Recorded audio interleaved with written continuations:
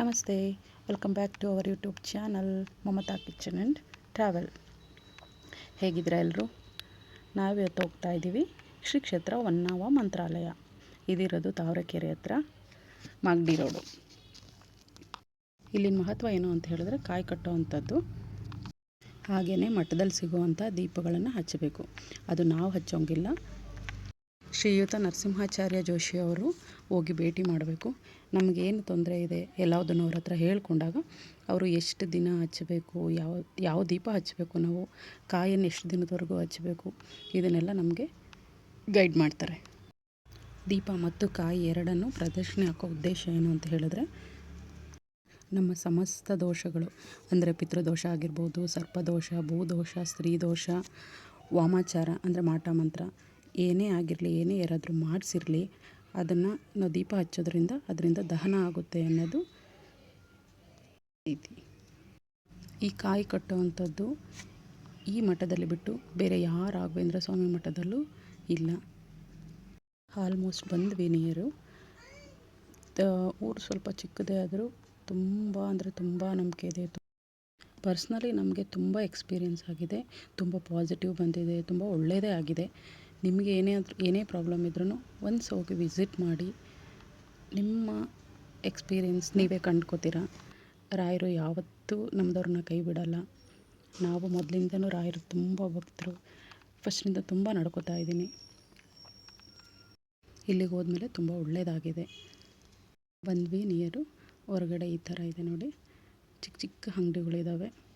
ಇನ್ನೂ ಸ್ವಲ್ಪ ಈಗ ರೋಡೆಲ್ಲ ಡೆವಲಪ್ ಆಗ್ತಾ ಇದೆ.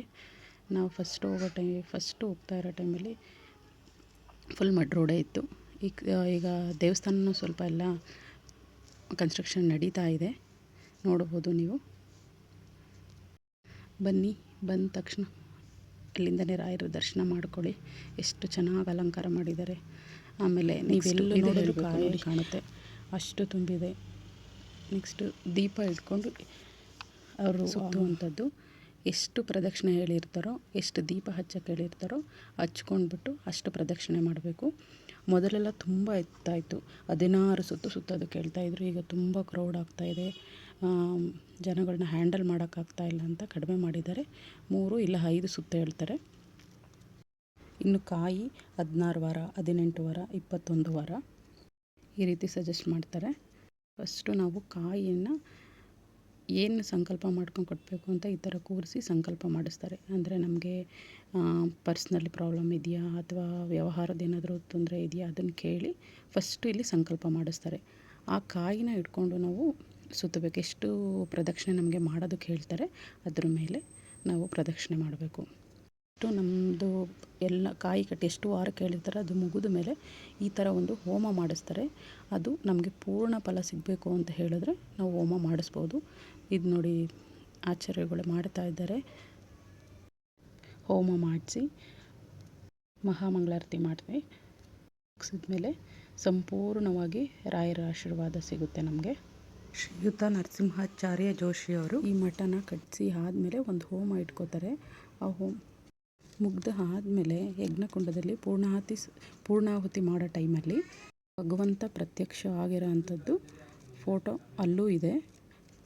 ಯಾರ್ಯಾರಲ್ಲಿ ಹೋಗಿದ್ದೀರ, ದರ್ಶನ ಮಾಡಿದ್ದೀರ ನೀವು ನೋಡ್ಬೋದು.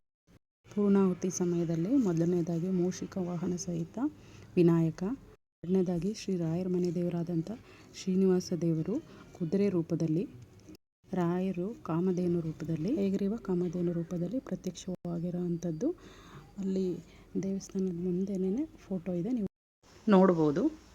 ನೆಕ್ಸ್ಟು ಕಾಯಿ ಕಟ್ಟೋ ಅಂಥದ್ದು 2 ರೀತಿ ಇದೆ. ಒಂದು ಮಠದ ನಿಯರ್ ಇರೋ ಅಂಥವ್ರಿಗೆ, ನೆಕ್ಸ್ಟು ಹೊರಗಡೆಯಿಂದ ಬರೋರಿಗೆ 2 ಕಾಯಿನ ಕಟ್ಟಿಸ್ತಾರೆ. ಒಂದು ಕಾಯಿನ ಅವರು ಮನೇಲಿ ತೊಗೊಂಡು ಹೋಗ್ಬಿಟ್ಟು ಪೂಜೆ ಮಾಡಬೇಕು, ಒಂದು ಕಾಯಿ ಮಠದಲ್ಲಿಟ್ಟು ಕಟ್ಟಿಸ್ತಾರೆ. 21 ವಾರ ಸೇವೆ ಮಾಡಬೇಕು ಅಂತ ಹೇಳಿದ್ರೆ ಆಲ್ಮೋಸ್ಟ್ 3 ರಿಂದ 4 ವಾರ ಮಾತ್ರ ಬರೋದಕ್ಕೆ ಹೇಳ್ತಾರೆ. ಇನ್ನು ಬ್ಯಾಂಗ್ಳೂರು ನಿಯರ್ ಇರೋವಂಥವ್ರು ಯಾವ ರೀತಿ ಹೇಳ್ತಾರೋ ಆ ರೀತಿ ಪ್ರತಿ ವಾರ ಹೋಗ್ಬಿಟ್ಟು ದೀಪ ಬೆಳಗಿ ಕಾಯಿ ಹಿಡಿದು ಪ್ರದಕ್ಷಿಣೆ ಹಾಕ್ಬಿಟ್ಟು ಬರೋ ಅಂಥದ್ದು. ಇನ್ನು ಅಲ್ಲಿಗೆ ಬಸ್ಸಿನ ಫೆಸಿಲಿಟೀಸ್ ಇಲ್ಲ. ಬಸ್ಸಲ್ಲಿ ಬರೋ ಅಂಥವ್ರು ಜಾಲಹಳ್ಳಿ ಕ್ರಾಸಲ್ಲಿ ಬಂದು ಅಲ್ಲಿಂದ ಸುಂಕದಕಟ್ಟೆ ರೋಡ್ ಬರ್ಬೋದು, ಇಲ್ಲ ಟೂ ವೀಲರ್ ಬರೋವಂಥವ್ರು ಆರಾಮಾಗಿ ಟೂ ವೀಲರಲ್ಲಿ ಬರ್ಬೋದು, ಇನ್ನು ಕಾರಲ್ಲಿ ಬರೋವಂಥವ್ರು ಬರ್ತಾರೆ. ತುಂಬ ಜನ ಆಟೋ ಮಾಡ್ಕೊಂಡು ಬರ್ತಾರೆ. ನೋಡಿ ನಿಮ್ಮ ಅನುಕೂಲ. ಇದಾಗಿತ್ತು ಇವತ್ತಿನ ಲಾಗ್. ನನಗೆ ಗೊತ್ತಿರೋವಂಥ ಇನ್ಫಾರ್ಮೇಷನ್ ಕೊಟ್ಟಿದ್ದೀನಿ. ಇಷ್ಟ ಆದರೆ ದಯವಿಟ್ಟು ಸಬ್ಸ್ಕ್ರೈಬ್ ಮಾಡಿ, ಲೈಕ್ ಮಾಡಿ, ಶೇರ್ ಮಾಡಿ. Thank you everyone.